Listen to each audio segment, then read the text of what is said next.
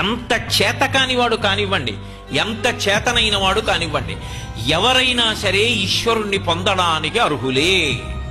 వివిధ మార్గములను ఏర్పాటు చేస్తుంది. ఇందులో ఒక్కొక్క మార్గంలో వాడున్నాడు అని ఒక్కొక్క మార్గంలో పట్టుకుని ఒక్కొక్కలా ఒక్కొక్కడు తరించిపోతాడు. ఇందులో పెంకి మార్గాలు కూడా ఉంటాయి. అది విచిత్రం. కొన్ని పెంకితనంగా ఉంటాయి. మీకు నేను ఉదాహరణ చెప్పాలంటే, బోయి తిన్నడికి ఏమీ తెలియదు, పరమ అమాయకుడు, కానీ గుండెల నిండా భక్తి ఉంది. మా శివుడు, మా శివుడు, మా తండ్రి, మా తండ్రి, మా తండ్రి, అంతే. పాపం ఆయన అంతకన్నా ఇంకా పై మెట్లు ఎక్కలేడు.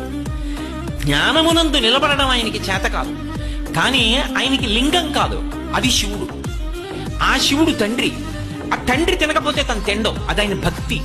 మనకి దేవాలయంలో కడితే అది విగ్రహం, నాబోటిగాడికి.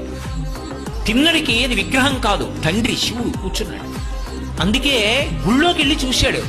శివాలయంలో నిర్మానుష్యంగా ఉంది. శ్రీకాళహస్తి ఆ రోజున ఎవ్వరు లేరు. ఆయన అడిగాడు, శంకరా ఏమన్నా తిన్నావా అని అడిగాడు. పలుకుతాడా? ఎంత నీరసపడ్డావు, మాట కూడా మాట్లాడటలేదు, తినలేదని చెప్పడానికి మొహమాటమా? పరిగెత్తుకెళ్ళాడు. ఆయనకి తెలిసిన్నది అంతే, ఆయన ఉన్న భూమికి అంతే. ఆయనకి అంతకన్నా పాపం తెలియదు, కానీ కడుపు నిండా భక్తి ఉంది. పరిగెత్తుకెళ్ళి ఒక కాల్చిన అడవి పంది ఉంది అక్కడ, స్నేహితులు కాల్చారు.